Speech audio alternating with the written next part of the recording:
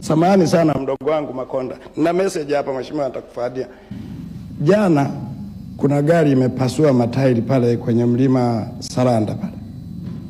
Mtu mmoja nadhani ni fansi wangu akanitumia message ile gari ilivyo na matairi yake Michelin yalivyopasuka.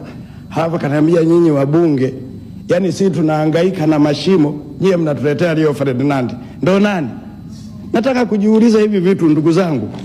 Leo hii Mheshimiwa Naibu Spika, hebu ondoka hapa, nenda Mwanza, uone hii barabara. Ukitoka tu hapa kwenda kupata kwa waziri mkuu, ukisalimika kupasua tairi, una bahati. Ondoka Singida, nenda Arusha. Ondoka Arusha, nenda Tanga. Ondoka Dodoma, nenda Morogoro. Ondoka Dodoma, nenda Mbeya, nenda Songea. Ndugu zangu, kama tulikaa wenyewe ndani tukapitisha bilioni 956, mpaka leo tunaenda kumaliza mwaka mmepeleka bilioni 212 na hela mmeshakusanya zote. Sasa tuzungumze nini sisi wabunge? Tuzungumze nini? Na nimuombe Mheshimiwa Rais kama anatusikiliza apange ziara ya kupita kwa mguu. Pengine labda wanampitisha kwenye ndege, haoni huku chini. Mimi ningekuwa naweza kuwakonvinsi wabunge, tungekanseli mipango yote ya mwaka huu. Tukarabati kwanza hizi barabara. Mimi nimekuwa dereva wa waheshimiwa wabunge miaka 6. Naendesha basi kutoka Mwanza kwenda Dar es Salaam. Wakati huo wa rough road. Sasa hivi kutoka Mwanza kwenda Dar es Salaam ni sawa na rough road. Rais kafanya kazi nzuri ya kuifungua bandari yetu. Tuna mizigo, tuna kila kitu, watu wote wanajua mabarabara ya Tanzania ni mazuri. Nataka niwaambie wa Tanzania na ndugu zangu wabunge, ikiwa hizi nchi jirani zitatulia vurugu zilizonazo, watu wengi sana watatukimbia kwa sababu ya ubovu wa barabara kwenye bandari. Sasa ni vizuri sisi kama bunge tuna uwezo na tuna maamuzi. Hatumshikii shilingi ulega, maana hizi shilingi mwisho tutakumalizia zote. Mimi ningeshauri wabunge, sisi kama bunge, leo tukipumzika saa 7, waziri mkuu ni wa kwetu humu ndani, waziri wa fedha yuko humu, wakakae waje hapa wakati unaoenda tunatuambia hela zinaenda lini? Kwa sababu hela mmeshakusanya mheshimiwa waziri, unazo bilioni 950, unapeleka bilioni 211. Haiwezekani. Haiwezekani, mtuhurumie.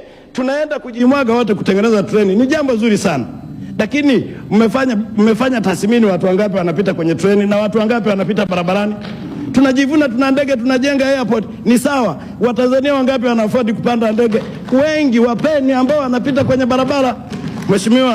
Mheshimiwa Mwenyekiti na Mheshimiwa Naibu Spika, ninakuomba sana kwenye hili. Tusichukulie kama michango ya kawaida. Bunge tuna uwezo wa kusema tunahitaji majibu ya serikali. Huyu Urega hana pesa.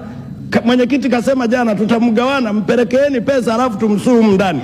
Mimi ni mwaka wa 15 sijawahi kuona Wizara ya Ujenzi inasulubiwa kama kipindi hiki tulichonacho kwa leo. Kwa nini hampeleki pesa? Pesa mnakusanya, sheria tumetunga, halafu pesa haziendi. Ukienda kwenye akaunti ya Road Fund leo mna bilioni 56, mwezi wa 6 mnatomoa tu, mnataka kuzipiga au mnataka kufanya nini? Achieni pesa tukatengeneze mabarabara ya wananchi wetu. Mheshimiwa Naibu Spika, na mimi nashauri tusikubali kabisa kuipitisha hii bajeti kabisa, kwa sababu najiuliza, mimi ni mwana CCM, wapi tumefungwa kusema ukweli?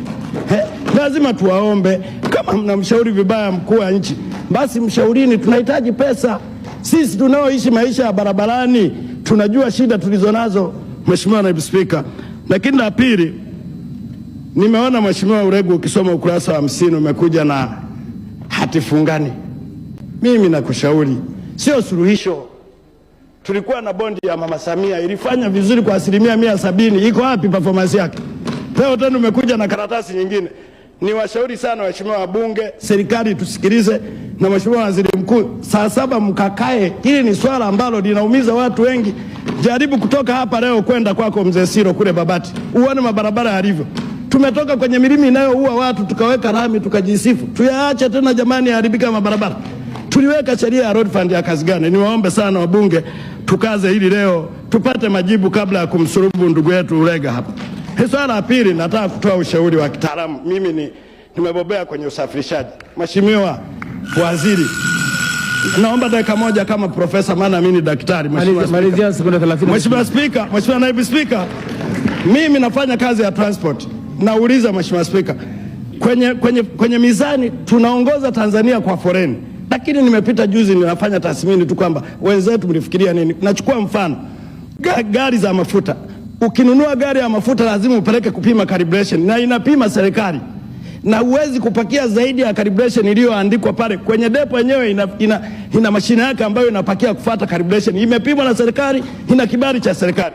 Halafu unaenda tena kwenye foreni, unaenda unapanga tena foreni masaa 6, na vile ni vitu vya mlipuko. Na ukijiuliza, nimekaa jana mzani mmoja najiuliza, ngoja nione leo zinazozidi kama watashusha mafuta. Hakuna tenki, hakuna madramu, mnaweka foreni. Jamani, mnahitaji akili ya asante sana Mheshimiwa Msukuma, tunashukuru. Kama mnashindwa, Mheshimiwa Waziri, mniazime mimi niwarekebishia haya mambo ili tuweze kwenda sawa. Nakushukuru sana Mheshimiwa Spika.